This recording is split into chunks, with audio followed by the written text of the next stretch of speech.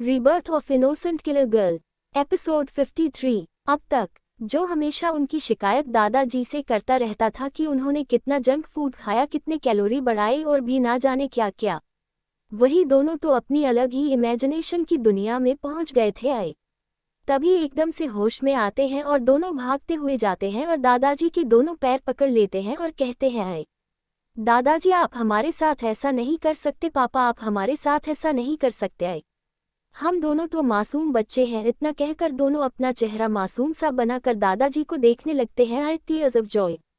परिक्रमा करते दिल, परिक्रमा करते दिल, परिक्रमा करते दिल, परिक्रमा करते दिल, परिक्रमा करते दिल, परिक्रमा करते दिल, परिक्रमा करते दिल, परिक्रमा करते दिल, परिक्रमा करते दिल, परिक्रमा करते दिल, परिक्रमा करते दिल, परिक्रमा करते दिल, परिक्रमा करते दिल, परिक्रमा करते दिल, परिक्रमा करते दिल।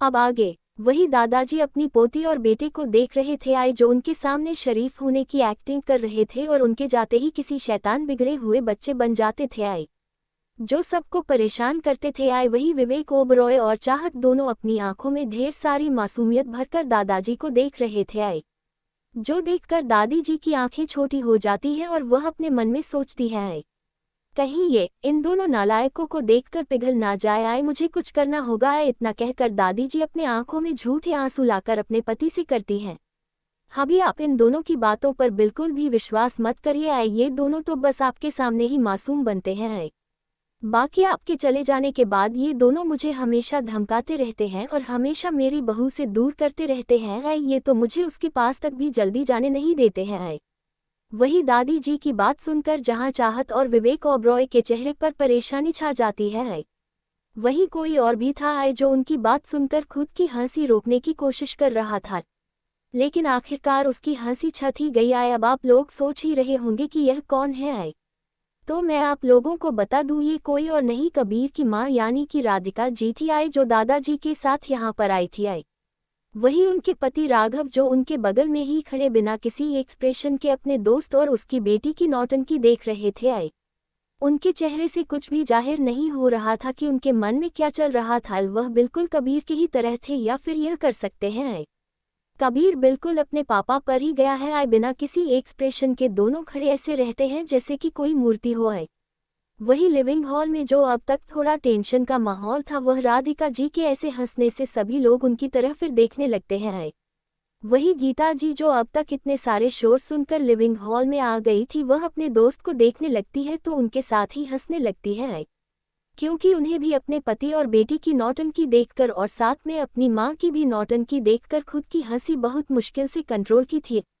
लेकिन आखिरकार राधिका जी को हंसाता देख गीता जी भी हंसने लगते हैं। आए वही अपने दोनों बहू को ऐसे हंसना देख दादाजी के भी चेहरे पर मुस्कुराहट आ जाती है। आए लेकिन हमारे राघव बाबू तो पत्थर की मूर्ति की तरह खड़े थे। आए उन्हें किसी से फर्क नहीं पड़ रहा था। आए वह तो अपने दोस्त को ऐसे देख रहे थे, आए जैसे कि किसी बेवकूफ़ को देख रहे हो, क्योंकि उन्हें समझ में नहीं आ रहा था, आए कोई इतना बड़ा आदमी ऐसे बेवकूफ़ों की तरह हरकतें क्यों कर रहा है। आए अब उन्हें कौन बताएं, सभी लोग उनकी तरह अब नॉर्मल तो होते नहीं हैं, कुछ लोग नॉर्मल भी होते हैं और कुछ लोग फनी। क्यों, मैंने सही कहा ना।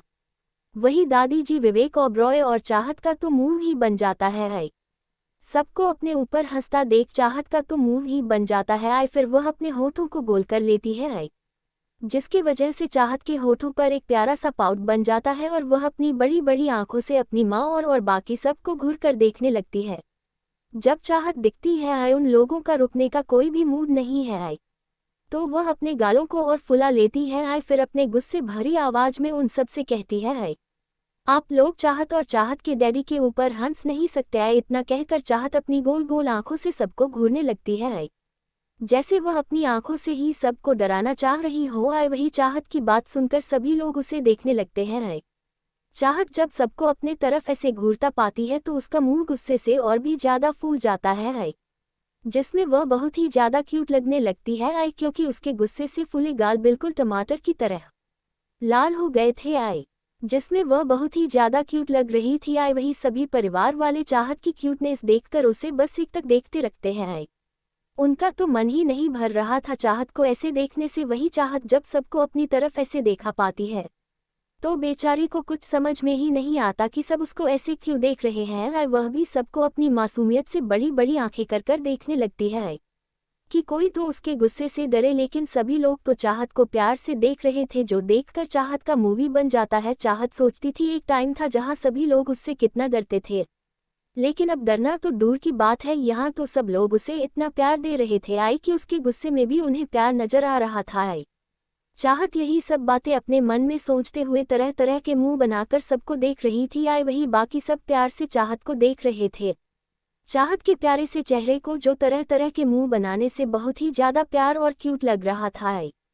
सभी लोग अभी चाहत को ही निहारने में बिजी थे एल कि तभी उनके कानों में किसी की कठोर लेकिन सख्त आवाज सुनाई देती है आई। यह आवाज किसी और की नहीं, हमारे कबीर बाबू की थी आई, जो सबसे लास्ट में विला में आए थे। और आते ही देखते हैं कि सभी चाहत को कैसे प्यार से देख रहे हैं आई, तो उन्हें जलन होने लगती है आई।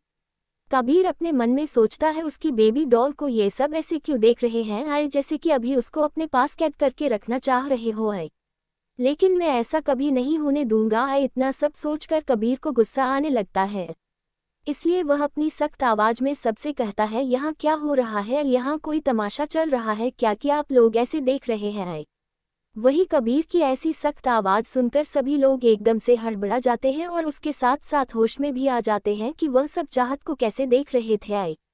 वही बेचारी चाहत तो डर ही जाती है कबीर की ऐसी सख्त आवाज सुनकर, इसलिए वह तुरंत डरते हुए अपने पापा विवेक ओबरॉय के पीछे छुप जाती है आई, जो उसके बगल में ही खड़े थे आई। वही कबीर जब देखता है चाहत उसके पास न आकर कैसे विवेक के पास जाकर चुप रही है आई, तो उसकी आंखें गुस्से से लाल होने लगती है आई। फिर वह अपने गुस्से को किसी तरह कंट्रोल करके अपनी सख्त आवाज में चाहत से कहता है आई, बेबी डॉल यहाँ आओ। वही कबीर की सख्त आवाज सुनकर चाहत अपना छोटा सा चेहरा विवेक ओबरॉय के पीछे से आगे निकलकर कबीर को देखती है, लेकिन जब उसकी नज़र कबीर की लाल आंखों पर पड़ती है आई, तो वह एकदम से कांप जाती है आई। उसे अपने शरीर में सनसनी जाती सी महसूस होती है आई, इसलिए वह तुरंत विवेक ओबरॉय के पीछे अपना चेहरा कर लेती है और किसी तरह खुद को कंट्रोल करने की कोशिश करती है आई। चाहत अपने मन में सोचती है, जब से मैंने पापा के सिक्योरिटी सिस्टम को हैक होने से बचाया है आई, तब से ही डेविल मुझे बहुत ही ज्यादा डरावनी नजरों से देखते हैं आई, जैसे कि अभी ही मुझे कच्चा खा जाएंगे। मुझे इनसे न जाने क्यों अजीब सा डर लगने लग गया है आई, जो मैंने पहले ऐसा कभी भी महसूस नहीं किया है। चाहे वह मेरे पिछले जन्म में हो या फिर इस जन्म में, न जाने क्यों डेविल से मुझे अजीब सा डर लग रहा है। मैं डेविल के पास बिल्कुल नहीं जाऊंगी आई। इतना सब सोचते हुए चाहत मजबूती से विवेक ओबरॉय के शर्ट को पकड़ लेती है और उसके पीछे छुप जाती है आई, जिसकी वजह से कबीर चाहत को नहीं देख पाता है आई, जिस वजह से कबीर को गुस्सा आने लगता है और वह घूरकर चाहत की दिशा में देखने लगता है आई। वही विवेक ओबरॉय जब देखता है उसकी बेटी कैसे कबीर से डर कर उसके पीछे छुप रही है आई, तो उसे कबीर पर गुस्सा आने लगता है और वह कबीर को गुस्से से घूर कर देखता है और फिर कहता है, आई कबीर, तुम मेरी बेटी को मेरी आंखों के सामने डरा धमका नहीं सकते हैं आई। विवेक ओबरॉय की बात सुनकर कबीर उनकी तरफ एक नज़र देखता है आई, फिर अपने सख्त आवाज में विवेक ओबरॉय से कहता है, ठीक है, मैं आपके सामने बेबी डॉल को कुछ नहीं कहूंगा। इतना कहकर कबीर विवेक ओबरॉय से अपनी नजरें हटाकर चाहत की तरफ देखते हुए कहता है, आई बेबी डॉल यहाँ मेरे पास आओ। वही कबीर को ऐसे खुद को नज़रअंदाज होता देख और अपनी बातों का ऐसे उल्टा जवाब होता देख विवेक ओबरॉय चिढ़ जाता है आई।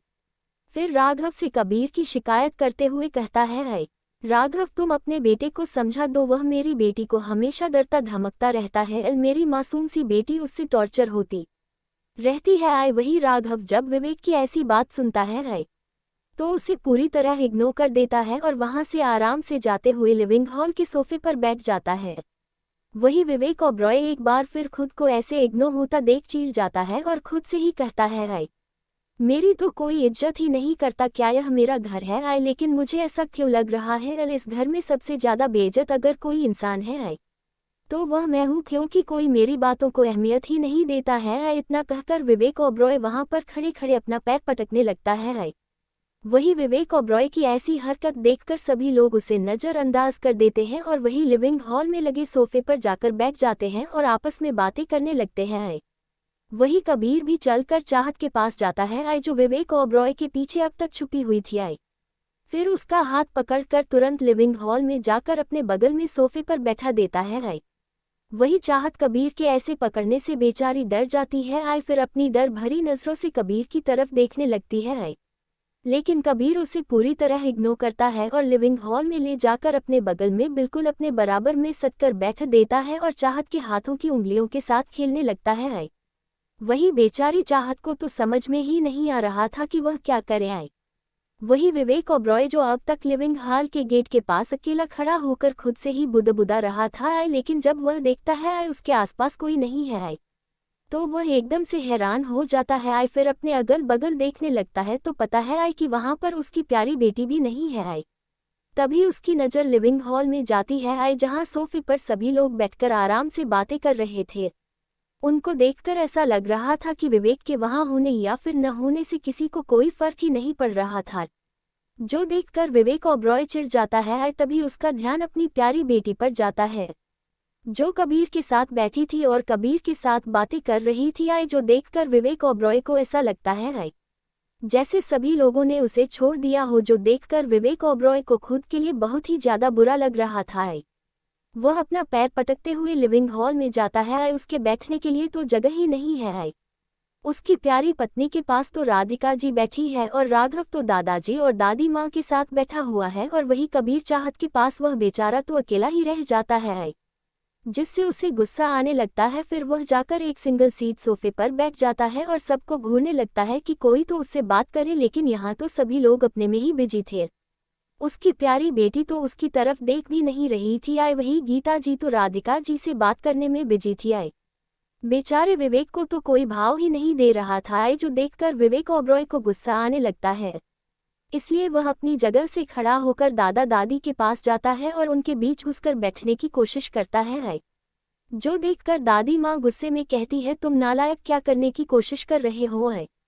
लेकिन विवेक ओबरॉय दादी माँ की बातों को इग्नोर करता है और किसी तरह उनके बीच में घुसकर बैठ जाता है और बेशर्मों की तरह मुस्कुराते हुए अपने मन में कहता है, अब कोई मुझे इग्नोर नहीं कर सकता। इतना कहकर विवेक ओबरॉय खुद से ही मुस्कुराने लगता है।